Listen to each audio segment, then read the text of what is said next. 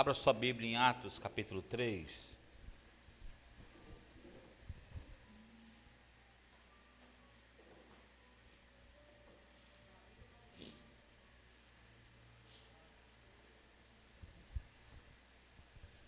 Atos capítulo 3.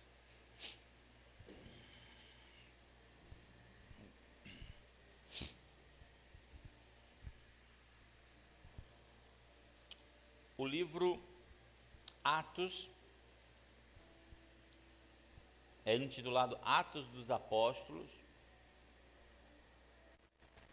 mas deveria ser intitulado Atos do Espírito Santo, ou Atos do Espírito de Cristo, porque, na verdade, a gente chama de Evangelho Mateus, Marcos, Lucas e João, porque contam a história de Jesus. E nós poderíamos até chamar Atos de Evangelho, porque também conta a história de Jesus. O primeiro capítulo fala de Jesus, né? De um quinto evangelho contando a continuação do Espírito de Cristo, da mensagem de Cristo no meio da igreja. E aqui em Atos capítulo 3 tem uma história muito interessante, como nós hoje estamos celebrando mais de um ano de oração na madrugada, né? Eu trouxe um texto que fala sobre a oração, o texto de Atos capítulo 3, vamos ler do 1 ao 10. Consegue ler uma Bíblia ali para a Hillary, para o Gabriel? Vamos lá. Certo dia, Atos capítulo 3, versículo de 1 a 10.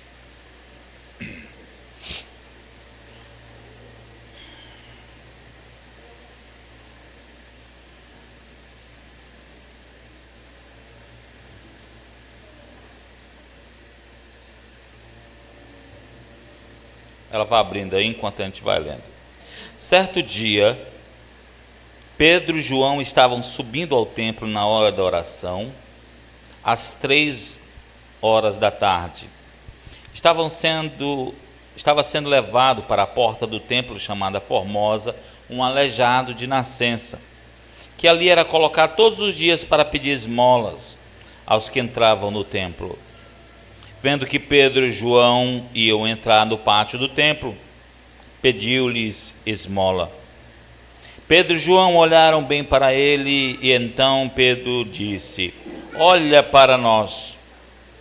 Olhou o homem para eles com atenção, esperando receber deles alguma coisa. Disse Pedro: não tenho prata nem ouro, mas o que tenho, isso lhe dou, em nome de Jesus Cristo, o Nazareno. Ande. Segurando pela mão direita, ajudou-o a levantar-se, e imediatamente os pés e os tornozelos do homem ficaram firmes. E de um salto pôs-se em pé e começou a andar. Depois entrou com eles no pátio do templo, andando, saltando e louvando a Deus. Quando todo o povo o viu andando e louvando a Deus, reconheceu que era ele o mesmo homem que costumava mendigar, sentado à porta do templo chamada Formosa. Todos ficaram perplexos e muito admirados com o que lhes havia acontecido.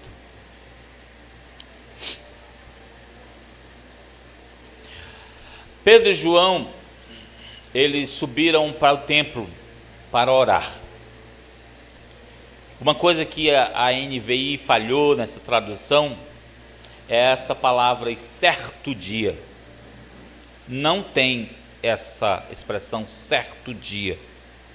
Na verdade, a tradução original diz: Pedro e João subiram ao templo na hora nona, ou às 3 horas da tarde, para orar. E muita gente acha incômodo orar às 3 horas da tarde, hora do café, né, Eliane? Café está caro, melhor o chá, né? Hora do chá, hora daquele intervalo para comer um biscoitinho. Mas aí as pessoas vão aqui, os 2 discípulos de Jesus, Pedro e João, vão para o templo orar. O foco de Lucas, quando ele escreveu Atos, nos primeiros capítulos, pode prestar atenção, é falar do começo da igreja, e tem um personagem que se destaca nos primeiros capítulos de Atos, é o apóstolo Pedro. E aqui, Pedro está acompanhado do apóstolo João, e vão os dois ao templo orar. É interessante esse negócio. Por que não foram 3? Por que não foram 4? Por que não foi só um? Eles estavam ainda cumprindo a ordem de Jesus de andarem 2 em 2. Lembra que Jesus disse lá em Marcos 6,7? Quando vocês forem enviados, andem de 2 em 2. É como se um cair, o outro levanta. É aquele negócio da cumplicidade, do companheirismo, de andarem juntos. E eles estavam cumprindo isso. E é só esta parte deles estarem juntos já tem uma grande lição para nós. Nós nos acostumamos nessa sociedade caída, nesta sociedade pecaminosa, a vivermos nossa vida cristã sós. Isso é pecado. Isso é um pecado terrível. Porque a probabilidade de você cair e não se levantar é enorme. Entendeu? A probabilidade de você não se erguer de uma depressão, de um problema, de uma crise, é enorme. Porque você não tem ninguém ao seu lado que Deus use para te ajudar. E nós estamos vivendo nessa sociedade cada dia cheia de redes sociais que não socializam ninguém, onde cada vez que a gente melhora na comunicação no mundo digital, parece que a gente fica mais distante. A gente percebe que neste mundo as pessoas estão sendo treinadas para viverem suas vidas individualmente. Jesus treinou esses 2 homens para andarem juntos. Eles tiveram que passar muitas situações com Jesus juntos. Eu não sei se vocês lembram, muitas coisas que vocês leram nos evangelhos, esses 2 homens estavam juntos. Quando Jesus estava no monte da transfiguração, lembra? Quem estava lá no pé do monte? Pedro e João estavam lá, orando ali, estavam naquele momento de adoração, de veneração à glória de Jesus, quando eles estavam preparando a Páscoa. Você pode prestar atenção lá em Lucas 22:8, Jesus manda o Pedro e o João irem adiante preparar a Páscoa. O Pedro e o João. Quando Jesus vai até a casa do Jairo, o chefe da sinagoga, para curar a filha do Jairo que estava morta, ele seleciona o Pedro, Tiago e João para entrarem com ele, só permite eles ali. Então esses caras estavam acostumados a verem momentos de milagre, esses homens estavam acostumados a terem momentos de oração. Quem estava com Jesus lá no horto do Getsêmani, quando Jesus estava orando, na oração de João, de capítulo 17, a oração sacerdotal, Pedro, Tiago e João estavam próximos, ouvindo ali a oração de Jesus. Então esses caras sabiam a importância da oração, sabia como era importante a vida de oração. Eles andaram com Jesus próximos. Eram os 3 discípulos mais íntimos de Jesus, e o João era o que Jesus tinha mais apego, por ser o mais novo. Como podemos ver aqui no versículo 1, Pedro e João estavam acostumados a terem momentos cruciais de trabalho, estavam acostumados a terem momentos cruciais de serviço, de orações, de milagres, porque sempre andavam juntos. Diga para o seu irmão: eu quero aprender a andar junto com você, meu irmão. Amém? Nosso problema é que às vezes a gente não sabe andar junto. A gente acostumou a andar sozinho. E vou ser sincero com você, o diabo quer que você continue andando sozinho. O diabo quer que você continue andando sozinho. Vocês lembram quando os tubarões querem pegar peixes para comer? Eles pegam o cardume todo? Eles pegam, o tubarão pega geralmente o que está sozinho. O inimigo sabe que você sozinho é uma presa fácil, uma isca formidável. Eles não deixaram de ter o costume de orar. Por isso que a expressão um dia está errada, porque eles sempre estavam orando, sempre que estavam em Jerusalém, eles estavam orando. E desde Atos capítulo 2, eles estavam em Jerusalém, eles não saíram de Jerusalém até esse dado momento em Atos capítulo 3. Pois era costume deles de não parar de orar. É uma grande lição que devemos cultivar na igreja, devemos ter momentos para estar juntos. Tem um rapaz que conserta, que ajeita o nosso equipamento, que ajeita guitarra, as caixas de som, tudo. Ele é um cristão e tem uma coisa maravilhosa que eu acho bonito nele. Eu toda vez esqueço de copiar isso. Eu lembro disso, mas esqueço de copiar. Ele, toda vez que alguém de Deus chega na casa dele, não pode sair. Ele não deixa sair. Ele diz: Ibrahim, você não pode sair.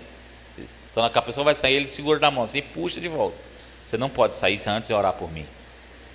Você precisa orar por mim, né? E toda vez, né, que eu vou sair, eu esqueço. Aí eu sempre, quando ele agarra meu braço, eu já sei o que é. Ele agarra meu braço, eu já sei o que é, né? Aí já dá as mãos e já começa a orar. Ele chama todo mundo da família e a gente começa a orar. E a gente tem que ter esse costume de todas as vezes que estivermos juntos. Exatamente, lembra dele? Lembra? Né? Não é assim? Então, a gente não pode sair da casa das pessoas sem orar por elas. A gente não pode permitir que as pessoas saiam das nossas casas sem orar por elas. Vocês estão entendendo? Olha que costume maravilhoso que nós devemos copiar. Orar com os irmãos em comunhão não é a mesma coisa que orar sozinho. Concorda comigo? Não é a mesma coisa. A orar com os irmãos, isso nós temos visto nas madrugadas, quando toda terça às 4h50 da manhã nós temos acordado para orar com os irmãos. Você tem ingredientes que vão nos ajudar na vida comunitária e na vida com Deus. Quando a gente ora junto, a gente tem ingredientes especiais. Primeiro, o ingrediente da comunhão. A gente aprende até entender a fraqueza do outro. Outro, a gente tem um compromisso, né? Tem um compromisso. Lá aquele despertadorzinho tocando, tocando. Aí ele está nos lembrando de um compromisso, não é verdade? De um compromisso. E a gente começa a ter compromisso com horários marcados, a interceder pelo outro. E a gente intercede pelo outro e permite que o outro também ore por nossas vidas. São ingredientes que nunca nós vamos ter orando sozinhos. Concorda comigo? Nunca vamos ter orando sozinhos. O que é que acontece quando você esquece de orar? Sozinho? Você deixa para lá. Outra hora eu oro. A gente não faz esse... A gente não tem esse compromisso. Quando a gente está com outra pessoa, não marquei com a Rosinha, eu marquei com o irmão. Os judeus na época da igreja primitiva tinham o costume de orar 3 vezes ao dia em comunhão com os irmãos no templo. 3 vezes ao dia. Isso não quer dizer que eles 3 vezes ao dia saíam para ir orar ao templo. Estão entendendo?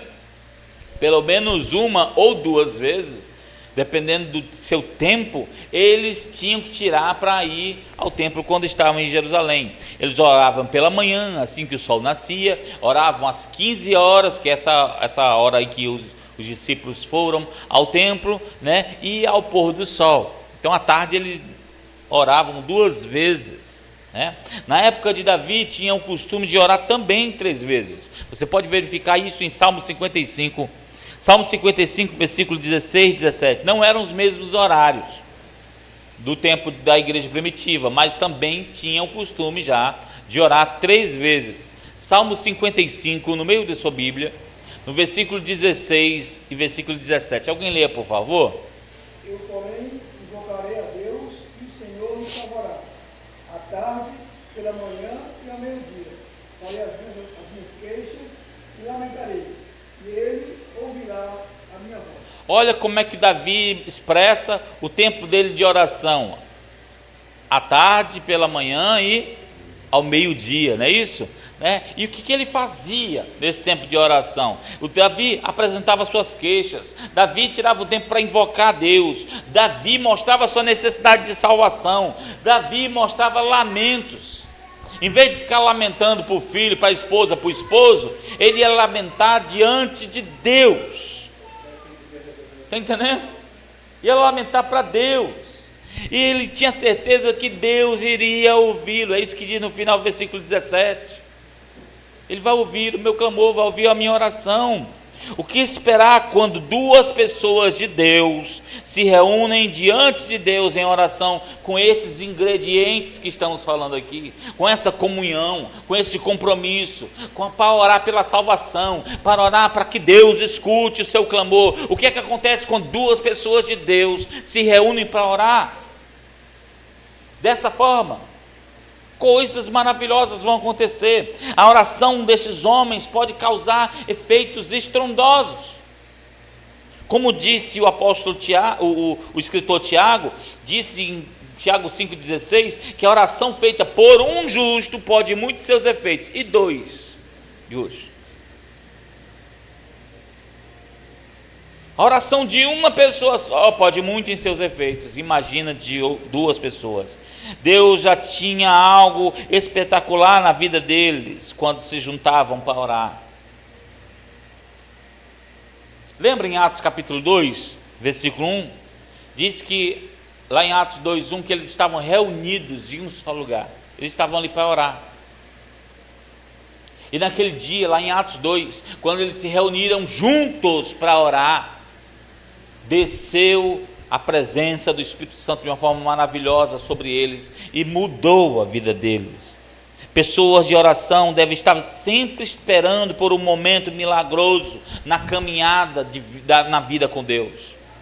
Pessoas de Deus, quando vão orar, tem que ficar nessa expectativa.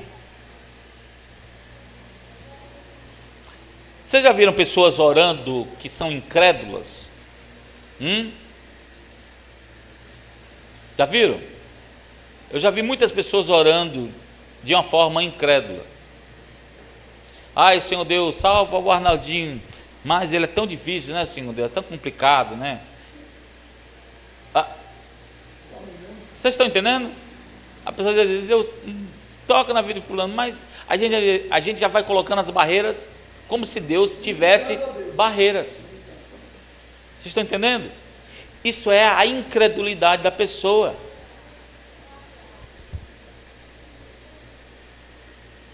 Sabe por que certas pessoas de nossas famílias ainda não foram tocadas por Deus? Porque nossas orações são orações incrédulas.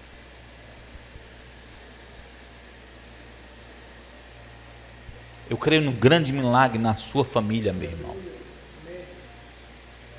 Aquilo que você acha que é difícil, impossível, complicado, que está muito atolado na lama do pecado, Deus é especialista em fazer milagre na vida dessas pessoas. Amém? Ele fez na minha, meu irmão. Ele fez na minha. Nada é impossível para Deus. Eles vão fazer algo aqui no templo, os dois discípulos, Pedro e João, algo que eles já estão acostumados a fazer, orar sempre, orar sem cessar, mas com uma expectativa de que Deus os surpreenda a qualquer instante. Eles vão ali fazer algo que estão acostumados sempre a fazer, orar, mas com a expectativa de que Deus faça algo surpreendente. Sempre esperam ver um milagre, sempre esperam que o poder de Deus venha agir através de suas vidas. Diga para o seu irmão, quando você for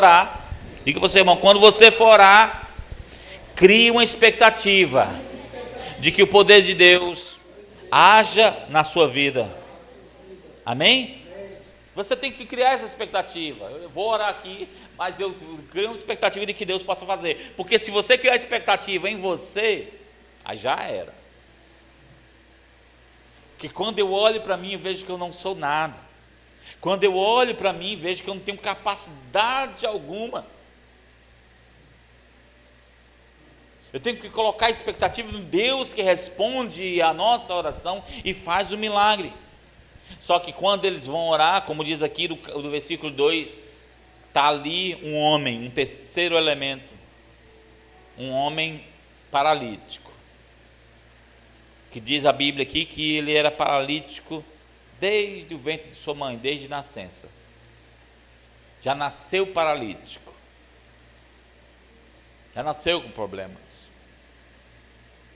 E pessoas que nasciam com problemas, as pessoas tinham costume de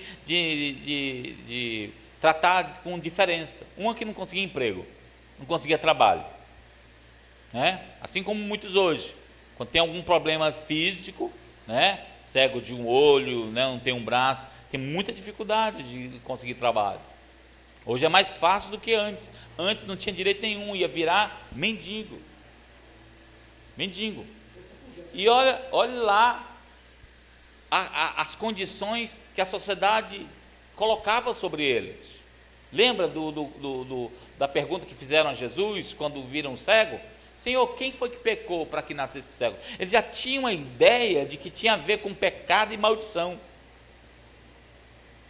Então as pessoas que tinham problemas físicos, como ser um coxo, um aleijado, um paralítico, um cego, um manco, já tinham esse preconceito ali latente na sociedade, mostrando que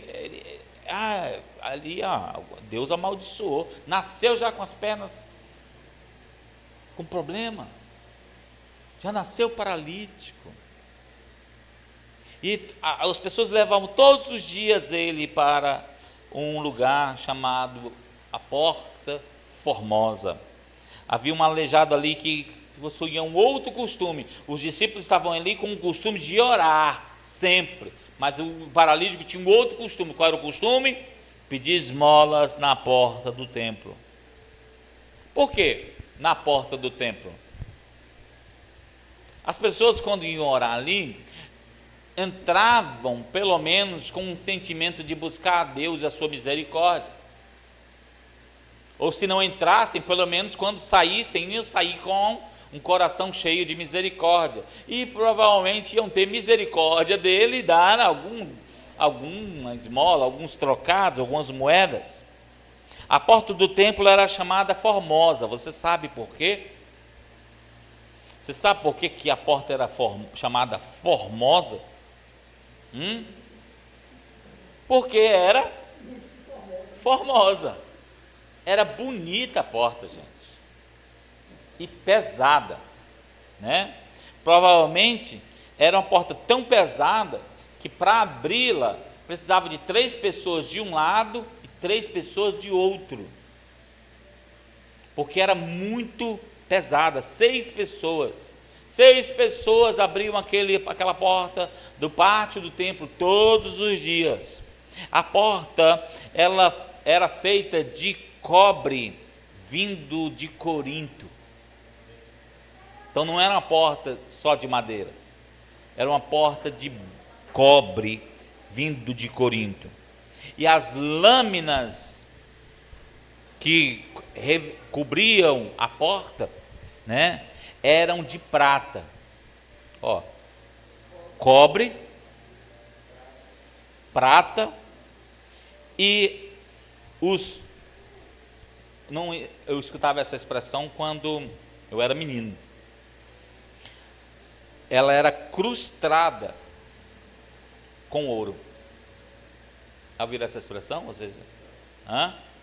Ela era crustrada com ouro. Os entalhamentos da porta eram de ouro. Então, quando as pessoas iam entrar ali na porta que dava para o pátio do templo, tinham uma visão de riqueza e de prosperidade. Era formosa por causa do valor que ela tinha.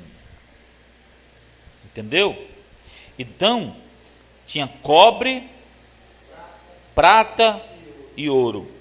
E diz aqui o versículo 3, volte lá para Atos 3, estamos estudando Atos capítulo 3, versículo 3. Diz assim: vendo que Pedro e João iam entrar no pátio do templo, tem assim? Pediu-lhes esmola. Ó, que legal, né? O Pedro não vai ter problema com dinheiro. Vai? Sim ou não? Mas não, gente, pelo amor de Deus. Em Atos capítulo 2 se converteram 3.000 pessoas, né? E ainda no livro de Atos tem ainda a história de as pessoas vendiam seus bens para dar aos pés dos apóstolos, e ali ao pé de Pedro, Ananias e Safira se deram mal por causa disso. Pedro era para ter problema com dinheiro, gente? Fala sério.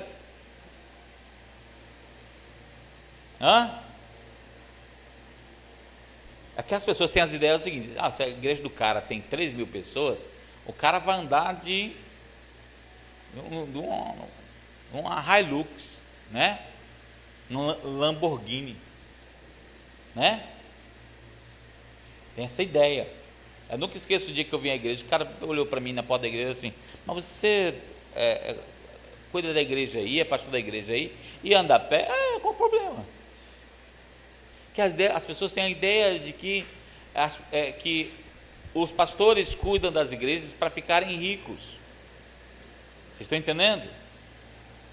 Mas claro que o Pedro não era assim. É óbvio que o Pedro não era assim. O importante não era essa questão. Diz o versículo 4 que Pedro e João olharam para ele e então disse para o paralítico: olhe para nós. Olhe para nós. Gente, o que esse texto quer dizer?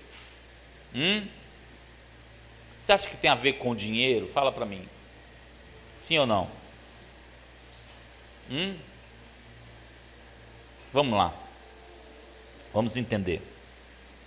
Pedro e João pediram para o pobre homem fazer o que todas as pessoas na miséria e na escuridão do pecado devem fazer.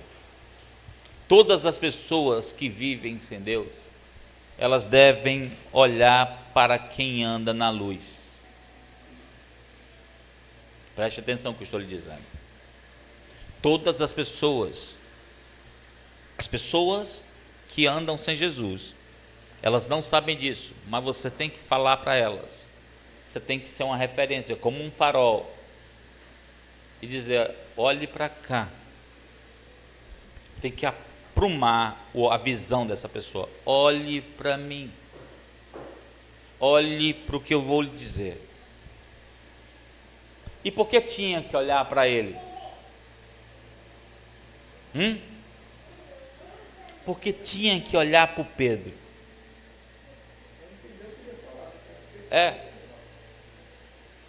A visão do homem, olha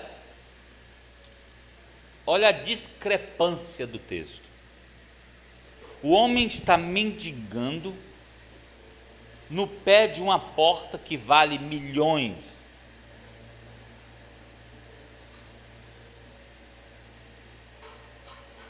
Vocês estão percebendo isso? Ele está pedindo esmola no pé de uma porta chamada Formosa, que vale milhões. E na porta de um pátio de um templo, onde era o prédio mais alto, mais caro de Jerusalém. E ali, o lugar onde as pessoas iam orar a Deus, fazer sacrifícios. E ali ele está fazendo o quê? Mendigando. O que Pedro está fazendo é o seguinte: cara, faz o seguinte, não fica olhando para essa porta não. Não olha para essa porta não. Olha para nós. Não olha para esse templo aí não. Não olha para esse templo aí não, esse templo aí tão caro, tão suntuoso, era tão suntuoso, tão grande, que os discípulos, quando passaram por Jesus, passaram com Jesus lá em frente do templo, eles disseram assim: olha, Senhor, olha que estrutura maravilhosa, que imponência. Lembra disso? Que eles apontaram para o templo falando com Jesus, lembra? E o que Jesus fez, queridos, quando eles apontaram para o templo? Lembra, Nazareno? O que Jesus fez? Ele disse o quê? Bora vocês que lêem a Bíblia.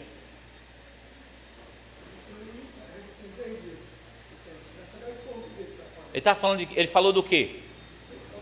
Ele falou dele. Enquanto as pessoas estavam apontando para o templo, de pedras caras, de luxo, de portas caras, o que ele fez? Vocês precisam olhar para mim. E aqui Pedro está fazendo a mesma coisa. Cara, para de olhar para o templo, olha para mim. Por quê? O Pedro entendeu aquilo que eu tenho pregado para vocês nesse ano todo. Ele entendeu que agora ele é templo móvel do Espírito Santo de Deus. Vocês estão entendendo? Ele é o templo que chega até a pessoa não precisa ir até o templo, ele é o templo móvel de Deus, ele é templo do Espírito Santo que vai até as pessoas. O pobre homem estava perto da porta mais rica, mas era miserável. Estava sempre próximo das pessoas religiosas, os sacerdotes, os levitas, mas era uma pessoa que não recebia misericórdia. Ele estava próximo de pessoas fortes, que empurravam aquela porta tão pesada, mas era fraco e não podia entrar no templo. Você já se sentiu assim? Estou perto de pessoas tão fortes, mas estou fraco. Estou perto de pessoas tão bem-sucedidas, mas eu não sou bem-sucedido. Estou perto de pessoas perto de tanta prosperidade, mas eu sou miserável.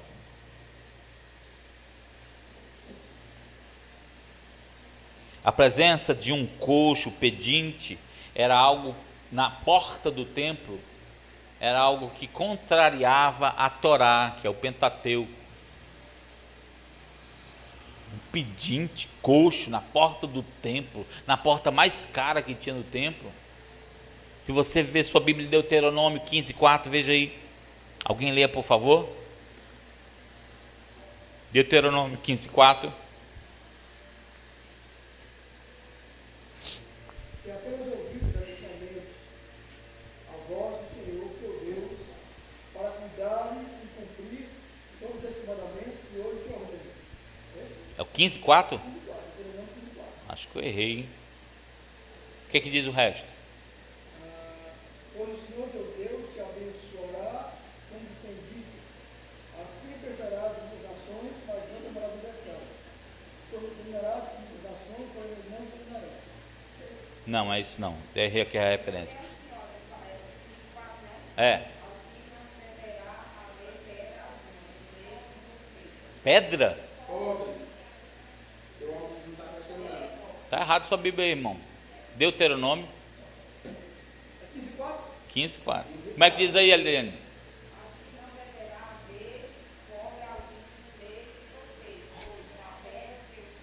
Isso, olha, é isso aí. Não vai haver pobre algum no meio de você. Tu leu o quê? Pois é o 4. Pois é isso que eu falei, 15:4, não foi? Então, ter um coxo, cego, paralítico, mendigo na entrada do templo contrariava a Torá. Porque na Torá diz que não vai ter pobre no meio de vocês. Olha que coisa maravilhosa, hein, gente? Aquilo era tido como algo maldito, olha só. Ter um coxo, paralítico, mendigo, era algo como se fosse uma maldição de Deus na vida religiosa deles. Ser pedinte era humilhante, mais ainda. Diz o versículo 5 do capítulo 3 de Atos, volte para lá. Versículo 5 diz o quê? Leia aí, Nazareno. O homem olhou. Nazareno está lento, vamos lá. Alguém leia.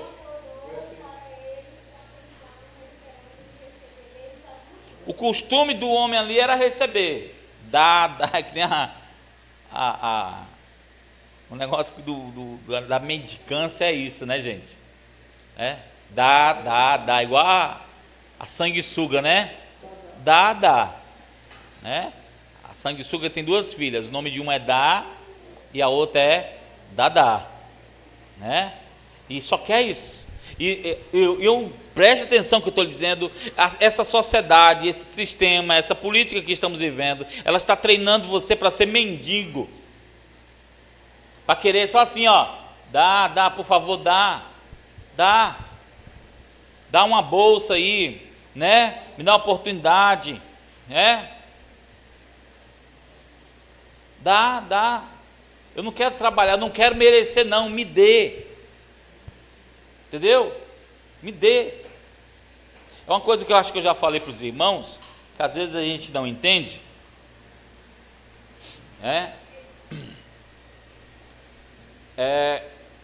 nesse mundo de hoje, a gente acha que a gente tem direito a muitas coisas porque a gente paga imposto, né?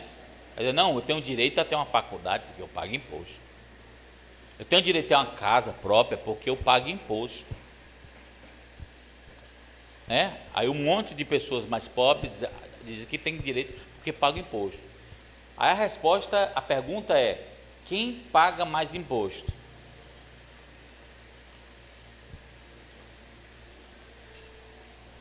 Responde para mim.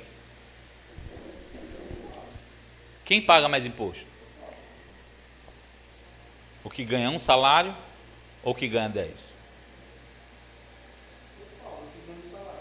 Porque o que ganha 10 não é. Quanto mais eu tenho, mais eu quero. E o que tem pouco, ele honra com os compromissos. Quanto você paga quando você vai fazer R$500 de compra no supermercado? Você paga imposto? E o rico, quando vai fazer R$500 de compra, ele sonega? Ele só não sonega nessa hora. E qual a hora que ele sonega? Vai dos outros consumos que eles vão pagar. Qual? Sonega vários impostos. Qual? Vários. A taxa de lixo eles fazem de tudo para não pagar, porque os pobres não. Você paga a taxa do lixo? Eu sou isento. Eu tenho um aluno na Santos Dumont, ele paga R$850 de taxa do lixo. Você acha honesto isso? Você não paga nada. Isento por quê? Você sabe por que você é isento?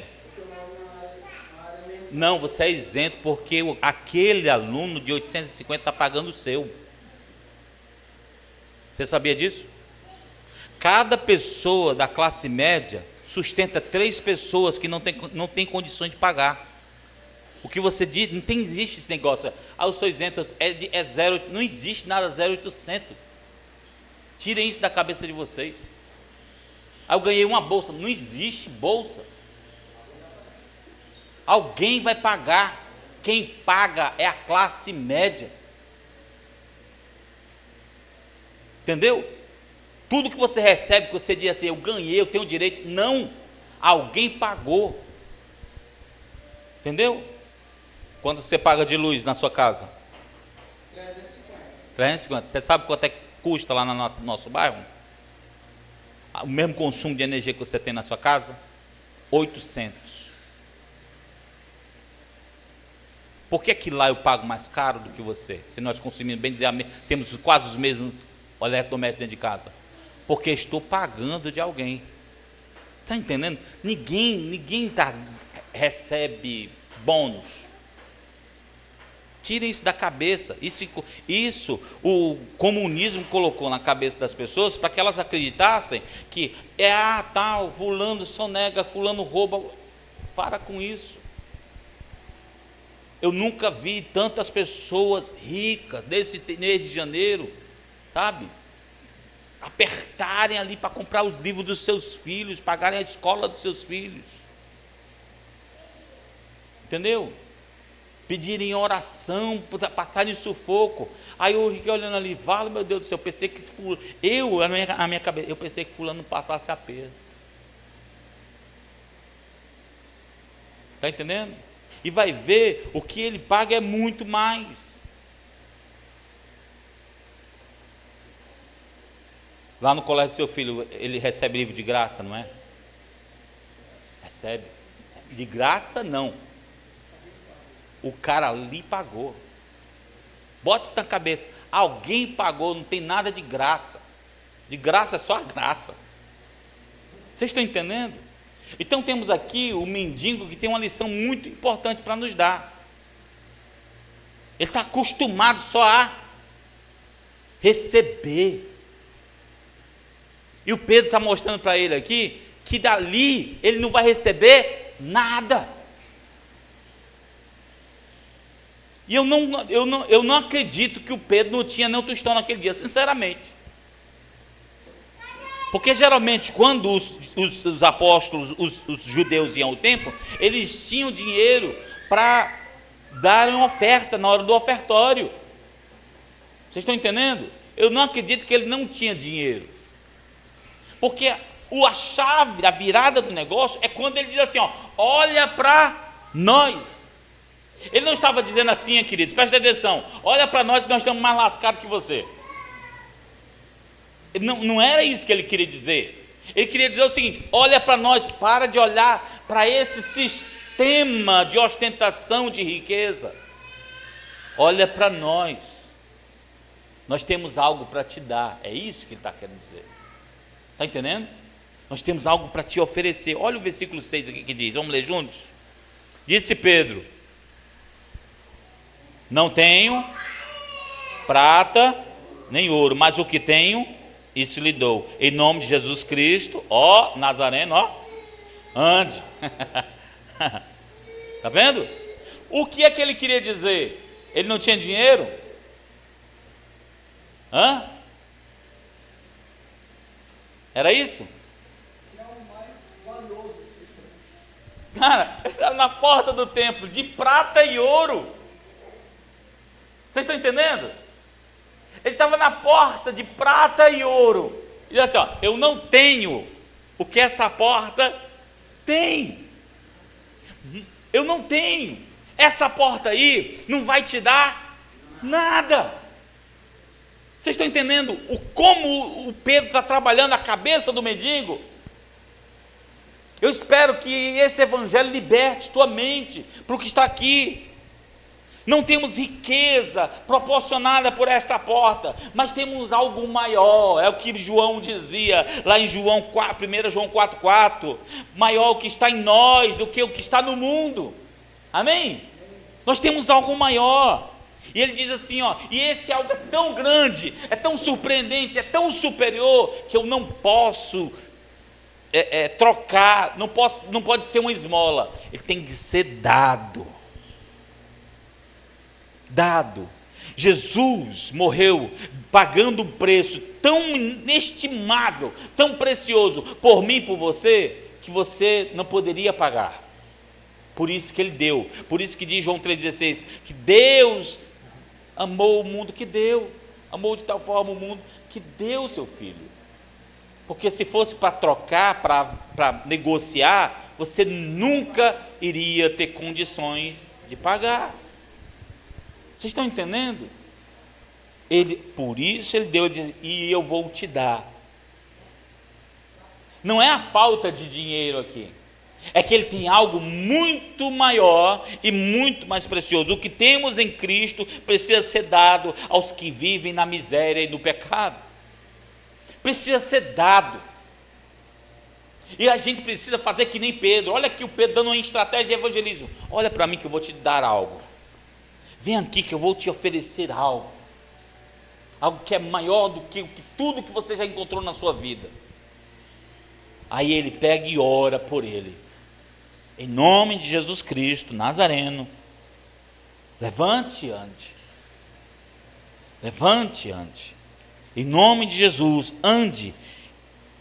O que ele estava fazendo, Pedro? Ele estava simplesmente obedecendo uma ordem de Jesus. Jesus, lá em Mateus 10, 8, diz: vocês vão curar os enfermos, vão limpar os leprosos, ressuscitar os mortos, expulsar os demônios. Aí ele ainda diz mais: de graça você recebeu e de graça vocês vão dar.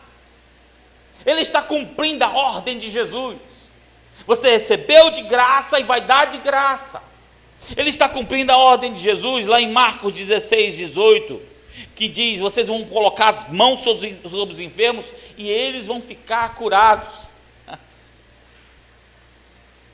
O que está faltando para que as coisas aconteçam na nossa vida de forma sobrenatural? Nós começarmos a agir no meio normal, na vida normal, na vida natural, de uma forma sobrenatural.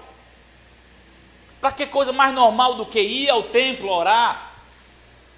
Para que coisa mais natural do que ir ao templo, ler a palavra, ouvir a palavra de Deus? Mas aqueles homens transformaram aquele dia em um dia especial, porque eles criam na ordenança de Jesus. Eu vou, mas quando eu for, eu encontrar com alguém, eu vou ministrar algo sobrenatural de Deus na vida daquela pessoa. Eu vou orar por ela, para que Deus faça um milagre nela. Eu vou pedir que Deus transforme a vida dela. Eu vou colocar a mão sobre ela. A gente age como se nós não tivéssemos mãos para abençoar, para tocar nas pessoas. A gente age como se não tivesse boca para abençoar a vida das pessoas. Pedro não tem problema com isso. Eu vou botar a mão, vou orar, vou abraçar, vou ajudar ele a levantar, eu vou fazer o que for para que essa pessoa saia do estado que ela está. É impossível ter uma vida de oração de verdade e não ter compaixão das pessoas ao redor. Diga comigo: é impossível ter uma vida de oração de verdade e não ter compaixão das pessoas. Eu oro muito, e aí é uma pessoa grossa, a pessoa rancorosa, a pessoa cheia de palavras de maldição. É impossível. Tinha um cantor, não sei se tu lembra, Arnaldo. Ele cantava assim, eu achava legal, até hoje eu me lembro daquele cantor, não lembro o nome dele. Ele dizia assim: não adianta a igreja rezar e fazer tudo errado. Fernando Mendes, porque não é normal, Nazareno, a gente viver uma vida de oração e tratar mal os filhos, a esposa, os vizinhos. Você está entendendo? Não é normal eu conhecer algo de Deus e viver uma vida má. Então, eu preciso, quando eu for viver uma vida natural de oração, de busca de Deus, orar pelas pessoas, evangelizá-las, ministrar cura a elas. Quando eu me reunir, quando eu for visitar alguém, ajudar essas pessoas a se levantar, dar uma palavra que tire eles do estado de miséria espiritual. Eu preciso fazer isso. O evangelho, ele é prático. Os milagres que Deus quer fazer devem acontecer fora do templo, não dentro do templo. Pode prestar atenção. Esse milagre acontece na porta do templo. Na porta do templo, você vai ler depois, eu convido você a ler o final do capítulo 3 e o capítulo 4. Deu um rebuliço porque esse homem foi curado na porta do templo. Imagine se ele fosse curado dentro do templo. Diz o versículo 7, vamos concluir. Versículo 7. Acharam aí? Capítulo 3, versículo 7. Vamos ler juntos? Segurando pela mão direita, imediatamente seus pés, os tornozelos do homem. Isso, continue.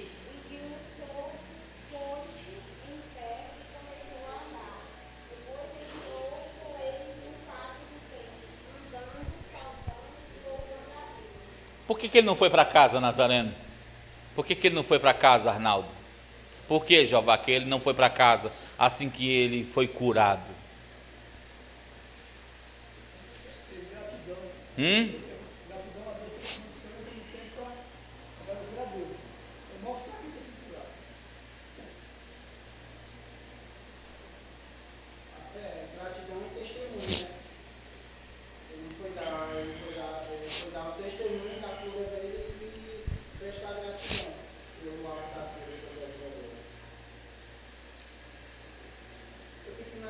assim, naquele tempo, né? Tantos viram, tantos presenciaram e tantos eram incrédulos. Sim, sim. Ele não podia entrar no templo. Você lembra que Jesus uma vez curou um homem com a mão ressequida, né? Dentro da sinagoga? E Jesus faz uma coisa estranha. Tira o homem lá de trás e diz: ei, você vem aqui para o centro. Aí ele vem com a mão escondida. Por que ele vinha com a mão escondida? Porque os deficientes não tinham direito de entrar No templo não entravam. Que coisa estranha, gente. Era considerado até maldito. Vocês estão entendendo a ideia religiosa tão forte que tinha naquela época? Aí, o cara vai, assim, não tem mais nada que impeça de eu entrar no templo. Eu vou entrar onde eu, desde nascença, nunca entrei. que sonhavam em fazer parte. Entendeu? O cara descobriu a maior riqueza. A maior riqueza. Agora ele poderia passar pela porta mais cara do templo, porque ele era ali a pessoa mais rica que tinha recebido ali o grande prêmio. Atente para isso. Quando as pessoas são tocadas por Deus através da sua vida, elas irão à igreja que você vai. Elas irão orar com você. Quando elas são tocadas por Deus através da sua vida, aonde você for orar, elas vão com você. Vocês estão entendendo? Pode prestar atenção.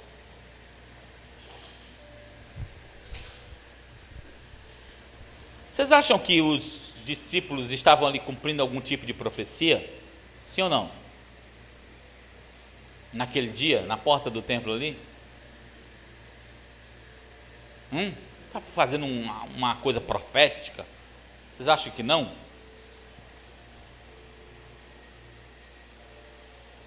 Lembre que os discípulos, se você olhar só para os discípulos, você não vai ver lá grande coisa. Tem uma coisa maravilhosa aqui. Eles estavam ali ministrando a plenitude que tinham do Espírito Santo em suas vidas e o nome de Jesus. Que curou eles não foram os discípulos, mas o poder do nome de Jesus que deu ordem a eles. Veja o que diz o livro de Isaías 55:6. Veja se eu acertei a referência aí. Isaías 55:6. Tem algo muito forte que fala sobre os coxos, os paralíticos. Isaías 55:6, olha o que diz. Isaías? Sim, Isaías 55:6.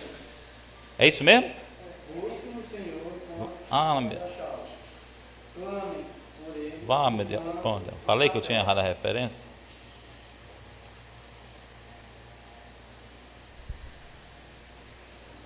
Deixa eu ver se... É isso mesmo?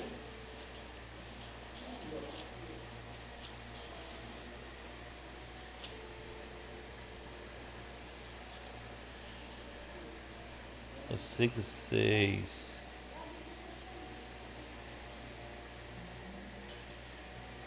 É isso mesmo.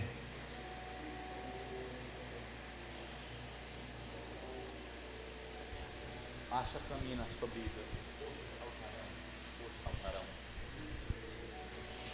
O Lico vai procurar ler a referência. É o versículo que diz assim, ó: então os coxos saltarão como um cervo. Quem lembra o que é um cervo? É, né? É? Então os coxos saltarão como um cervo, a língua do mudo cantará de alegria, águas romperão no enorme riacho no deserto. Os coxos saltarão como o cervo. O link vai já dizer a referência aí para você anotar. O que Deus faz de tão extraordinário quando cura um homem desse? Muda o templo? muda a religião, mudou a vida de um homem. Grava isso, querido, na sua vida.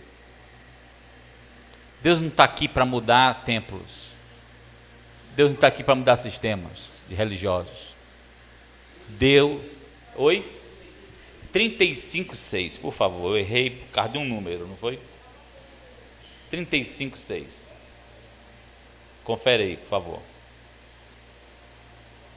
É isso mesmo? Então os rostos saltarão com o céu, Isso. e a língua do mundo cantará de alegria. Águas Irromperão em ermo e riachos no deserto. Deus quer cumprir sua palavra em nossos dias. Amém? Jesus é a porta formosa que embeleza aquele que crê nele. Ele é a porta pela qual a pessoa passa. Como você pode parar riachos e rios no deserto? Não tem como.